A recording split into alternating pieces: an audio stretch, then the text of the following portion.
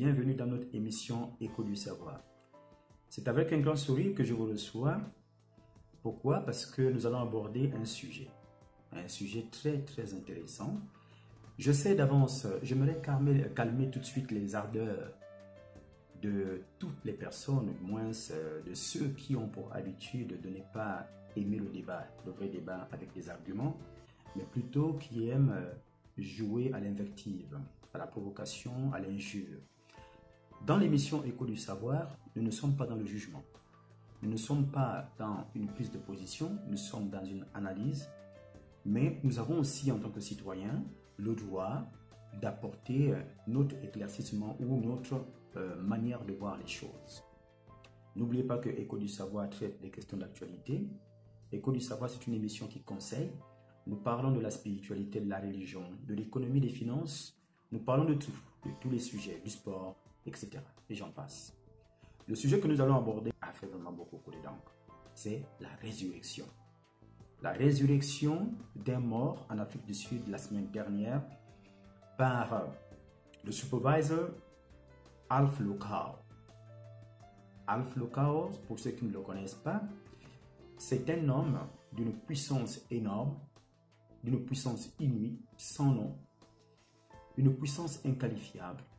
C'est un homme qui opère des prodiges en Afrique du Sud depuis pratiquement une décennie.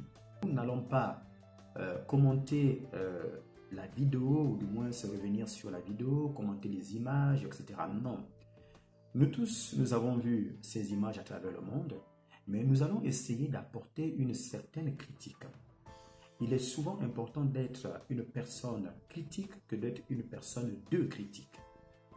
Alors, nous, avant de rentrer dans le vif du sujet, il est important de nous poser cette question. Qu'est-ce que la résurrection? Qu'est-ce que la résurrection? La résurrection est-elle un miracle? La personne ressuscitée a été vraiment ressuscitée? Est-elle restée morte ou elle a retrouvé le goût à la vie? Qui est habilité à faire des miracles dans ce monde, dans une église ou même dans un temple ou un monastère? Dans cette résurrection effectuée ou faite par le prophète Alf Lukau, y a-t-il eu une incompréhension du public? Y a-t-il eu une incompréhension des fidèles?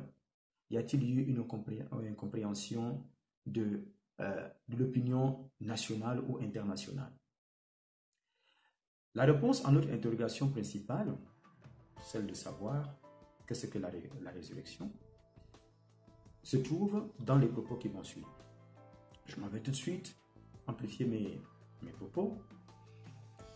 Comme je le disais tout à l'heure, il est important de définir ce que nous appelons résurrection.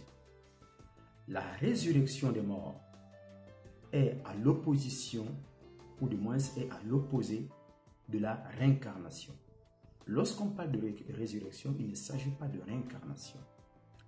La résurrection, c'est un phénomène surnaturel, ne relevant pas de la sphère humaine. Seules 2 personnes sont connues dans la Bible pour avoir ressuscité des morts. Il s'agit d'Élie le prophète, pour ceux qui maîtrisent la Bible mieux que moi, certainement, et de Jésus-Christ, le Messie. En somme, la résurrection apparaît ici donc comme un miracle. Mais si la résurrection est un miracle, qu'est-ce que le miracle? Le mot miracle vient du latin mirari. Je me répète, le mot miracle vient de l'expression latin mirari, ou du moins le mot latin mirari. Ce qui signifie s'étonner, s'éblouir, stupéfaction. Il s'agit donc d'un événement qui provoque provoque la stupéfaction, comme je le disais tout à l'heure, parce qu'il échappe au cours normal des choses. Cet événement de miracle échappe à la compréhension humaine, à l'entendement humain. l'homme reste sans voix devant de tels prodiges? Qui fait des miracles, selon vous? Qui a la légalité ou la légitimité de faire des miracles? Et qu'est-ce qu'on entend exactement par miracle? Certes, nous l'avons défini, mais qu'est-ce que nous entendons? Que cache? Quelle est la substance intrinsèque qui est cachée derrière la notion de miracle? Et là, je m'en vais vous citer un très grand chercheur que j'ai l'habitude de lire, un homme que j'admire beaucoup, je vous le conseille pour les chercheurs de vérité. Il s'appelle Patrick Sbalchero. Voilà, j'y arrive. Patrick Sbalchero. Donc, qu'est-ce qu'il dit ce dernier? Il dit la définition du mot a quelque peu varié au cours de l'histoire. Le miracle du point de vue des croyants est un signe de Dieu revêtu d'un prodige matériel. Hein? Je dis bien revêtu d'un prodige matériel comme par exemple une guérison miraculeuse, des stigmates, etc. Donc, j'ajouterais qu'il s'agit d'un prodige dont aucune explication naturelle ne peut rendre compte. Ah, ça commence à devenir très intéressant. Pourquoi ça commence à devenir très intéressant? On voit ici que Alf Lukau, le prophète Alf Lukau, a procédé à effectuer ou réaliser un prodige qui suscite l'incompréhension humaine. Jusque-là, j'espère que vous suivez mon regard. Alors, ce qui nous amène à aborder un autre aspect de cette thématique sur la résurrection d'un mort, c'est la question de savoir qui peut ressusciter un mort, comme je le disais tout à l'heure. Qu'il y avait deux personnes connues dans la Bible, pour ceux qui le savent peut-être, Élie et Jésus-Christ le Messie. Pour répondre à cette question, nous sommes contraints de plonger dans les Écritures, comme nous l'avons dit tout à l'heure. Que dit la Bible sur la résurrection et les personnes qui sont susceptibles de réaliser ces prodiges? Nous allons prendre l'exemple le plus connu, l'exemple du Christ, Jésus-Christ, le Messie, le Sauveur, le chemin, la vérité. Le mot miracle vient, comme je le disais tout à l'heure, du latin mirari, ce qui veut dire s'étonner, etc., etc. Donc, dans les évangiles, on voit Jésus faire de nombreux miracles. Ah, ça devient intéressant. Jésus, dans la Bible, effectue de nombreux miracles. Que lui-même, le Christ, Fils de Dieu, né de la Vierge Marie, va appeler les signes. Mot qui invite à dépasser la matérialité du fait pour fixer l'attention sur la signification. C'est-à-dire que le signe, quand Jésus dit, il appelle le miracle le signe, c'est une façon pour lui de détacher ce qui est matériel de l'immatériel. En fait, il vous fait comprendre tout simplement qu'il y a des choses qui s'opèrent dans un monde qui n'est pas matériel, qui n'est pas physique, qui n'est pas tangible. Un monde qu'on ne peut pas toucher. Il y a des forces qui s'émeuvent et des forces qui font mouvoir une certaine énergie, et cette énergie est capable d'opérer des prodiges. Et c'est ce qu'il appelle les signes. Donc, et ça, on le voit par exemple dans l'évangile de Marc. Si vous prenez vos livres, vos Bibles, dans l'évangile de Marc, on dénombre 14 miracles qui ont été effectués par Jésus-Christ.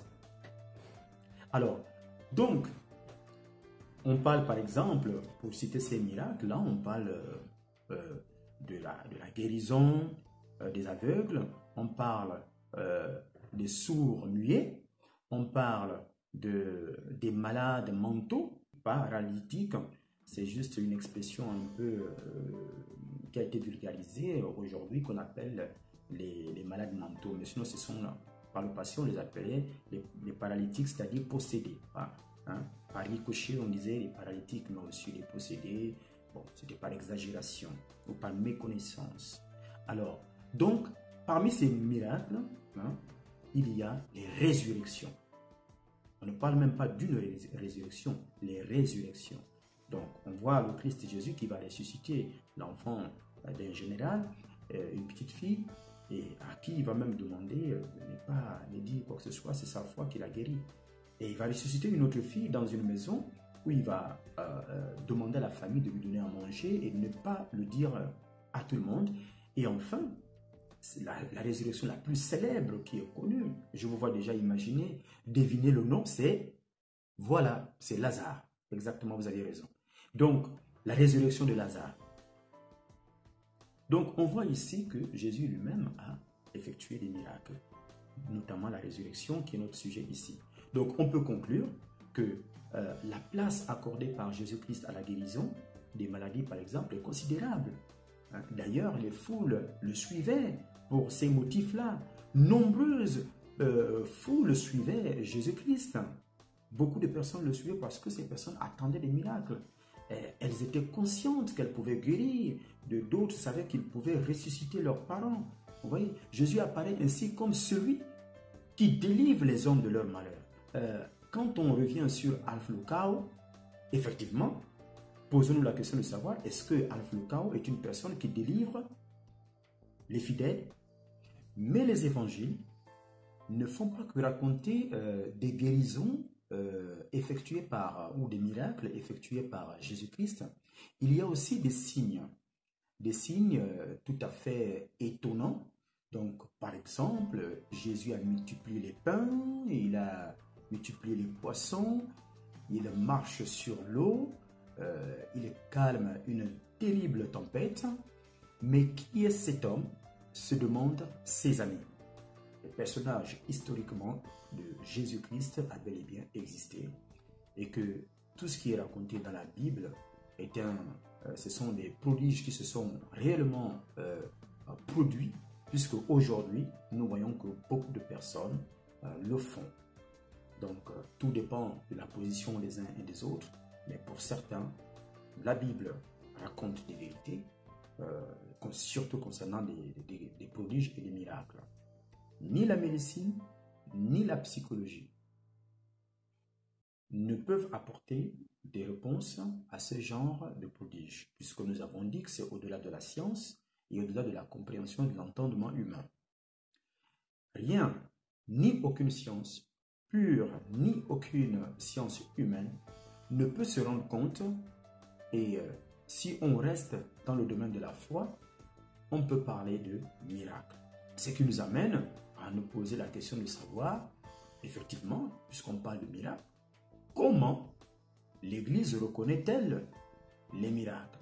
À partir de quel moment l'Église peut dire oui, ça c'est un miracle, ça ce n'est pas un miracle, afin de l'attester et de l'authentifier, ou du moins de dire oui, effectivement, il y a un miracle et que tout le monde, d'une manière unanime, accepte une bonne fois pour toutes que ce miracle a été bel et bien opéré. Donc, cette question se pose. Comment l'Église reconnaît-elle les miracles? Je vais aller par exemple dans le cadre de l'Église catholique. Je change un peu de bord. Dans l'Église catholique, il y a le Comité médical international de Lourdes. Et la dernière instance, par exemple, médicale, consultative, avant la transmission à l'évêque, par exemple, à l'évêque de l'Église catholique, pour constater, par exemple, un miracle. Donc, ce n'est pas au bureau médical, par exemple, des sanctuaires qui se trouvent à Lourdes, de se prononcer sur la véracité ou l'authenticité, par exemple, des miracles. Donc, au niveau de l'Église catholique, il y a ce comité médical international de Lourdes, qui est la dernière instance, c'est-à-dire le dernier organisme ou la dernière structure qui peut authentifier un miracle. Ça, c'est le mode de fonctionnement de l'Église catholique. Donc, son rôle est uniquement d'authentifier les guérisons. Donc, voilà un peu comment, au niveau de l'Église catholique, on peut authentifier qu'il y a, par exemple, un miracle, que ce miracle est vrai, ce n'est pas truqué, etc., etc. Quant à moi, je me pose la question de savoir, à travers cette émission, est-ce qu'il faille s'appesantir sur ce miracle ou ce prodige qu'a réalisé le prophète Alpha Locao, parce que je me dis, il y a forcément des sujets plus importants qui minent la société, la famine, le terrorisme, la guerre, les pillages, la corruption, les maladies, les virus Ebola, l'immigration, l'insécurité dans le monde, les viols, les crimes rituels, les massacres des enfants mineurs, la pédophilie, et j'en passe.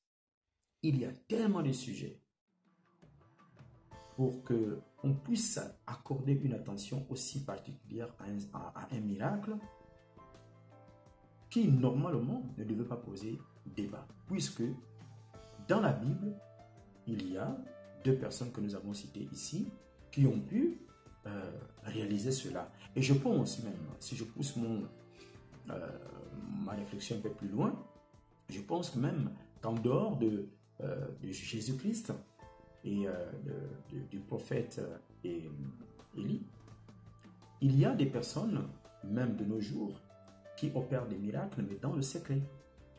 Vous voyez, ça m'amène à dire, j'ai fini par comprendre que il y a des choses qui ne se font pas en public. Pourquoi? Non pas parce que le public n'y a pas droit, mais c'est parce que le public n'est pas prêt. Ce que cet homme a fait, ressusciter un mort, comme vous l'avez vu, s'il l'avait fait dans le secret, par exemple, personne n'aurait parlé, on lui aurait collé la paix. Mais comme il a démontré qu'il est possible d'opérer des miracles, eh bien, le public n'étant pas prêt, ça a donné ce que vous connaissez. Alors, moi j'ai des questions que je me pose à travers cette thématique concernant la résurrection. Je me pose la question de savoir si la personne a été ressuscitée ou bien la personne est ressuscitée d'entre les morts. La réponse est oui. Y a-t-il eu une incompréhension du public, des fidèles ou des followers, des suiveurs? La réponse est oui. Alpha Locao est-il un prophète? Est-il un guérisseur? A-t-il apaisé la souffrance de ces personnes ou de cette personne plus particulièrement? La réponse est oui. Alors, à chacun son couloir. Si Alpha Locao a pu guérir des malades, des estropiés, des personnes qui ne pouvaient même pas marcher, même des cas extrêmes, des personnes qui ont le sida par exemple, ou des personnes qui sont sur le point de mourir, cet homme les a ramenés à la vie, il a redonné de l'espoir, il a redonné du baume au cœur, il intervient dans la vie de ces personnes qui sont déshumanisées au quotidien, ces personnes qui sont méprisées parfois par la société. Alpha Locao lui-même le dit, qu'il est oint pour les cas difficiles. Bien avant cette résurrection, il le disait d'avance, qu'il a été oint, mandaté par le Très-Haut pour des cas difficiles. Et effectivement, la mort est un cas difficile. Alors, qu'y a-t-il de si étonnant? Il n'y a rien d'étonnant. Donc, moi je dirais tout simplement que, étant donné que cet homme a exercé dans son couloir, dans son ministère, cet homme apporte du baume au cœur, cet homme soigne des personnes, cet homme apporte de la joie, cet homme fait travailler des familles dans son église ou dans ses églises, comme il l'a dit dans son audio, sa vidéo, pardon. Il a plus d'une soixantaine de personnes qui travaillent pour lui et plus de 71 partenaires qui collaborent avec son église. Ce sont derrière ça, ce sont des familles énormes qui vivent grâce à cet homme. La question qui se pose n'est pas de savoir si le miracle est forcément vrai ou pas, mais concentrer une telle attention sur le prophète Alpha Locao en l'injuriant, en le traitant de tous les noms, je trouve cette attitude peu irresponsable. Le plus important, c'est de voir le bien-être qu'il a apporté dans la vie de cette personne qui était quasiment partie, qui était passée de l'autre côté. Et il y a une petite observation que je souhaite faire suite à cette intervention de cette résurrection. Je trouve étonnant que des chrétiens soient les premières personnes qui combattent les chrétiens. Cet homme, au-delà de ce qu'il fait, même si aujourd'hui vous dites, ou pour certaines personnes qui l'accusent d'appartenir à des groupuscules, à des sectes, etc., il a été accusé de pas mal de choses. C'est une attitude vraiment irresponsable. En droit, nous disons qu'une personne est toujours présumée innocente jusqu'à ce que sa culpabilité soit établie. Dans la mesure où Alpha Lokao n'a jamais été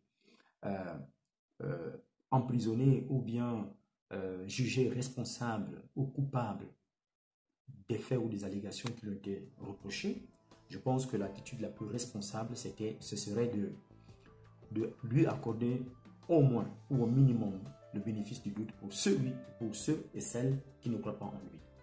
Alors, donc, ce qui est magique, c'est de voir que les chrétiens et même les non-chrétiens, il y a des personnes qui croient, hein, par exemple, au pouvoir du diable, au pouvoir du démon, au pouvoir de Lucifer.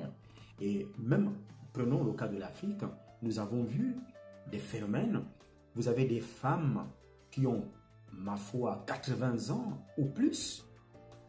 Ces femmes se transforment la nuit, prennent des apparences des jeunes filles de 18 ans, 19 ans, 20 ans, et elles vont pourrir, elles vont posséder, elles vont détruire la vie des jeunes garçons et même des jeunes filles pendant la nuit, dans les discothèques, dans les soirées, jusqu'à les visiter même dans leur propre maison, dans leur intimité propre, hein, personnelle.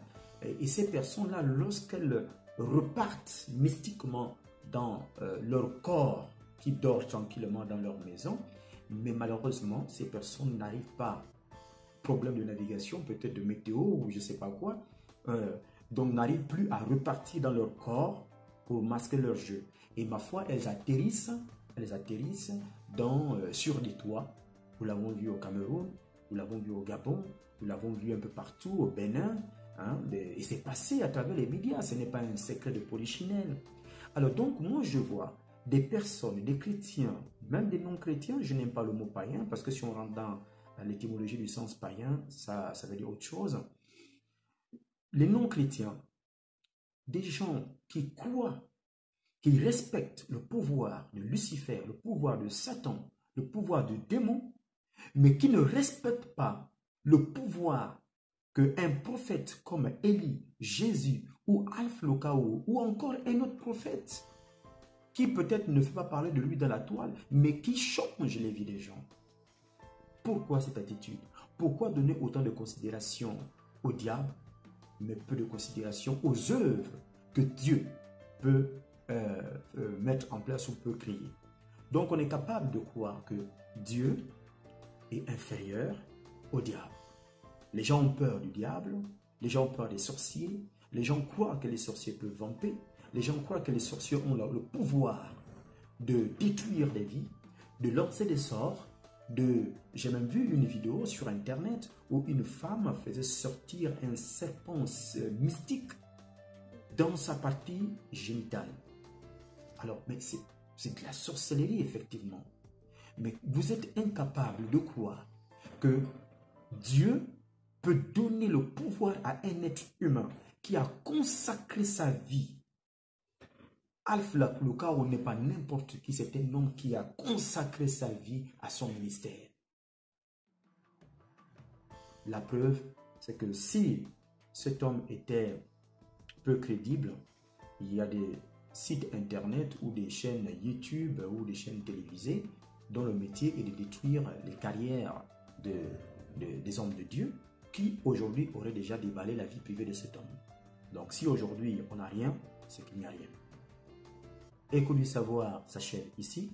Je vous laisse vous faire votre propre opinion. Ici, c'était l'analyse de notre équipe présentée par votre humble serviteur, le juriste Roger Boussougou, coach en développement personnel et motivateur spirituel.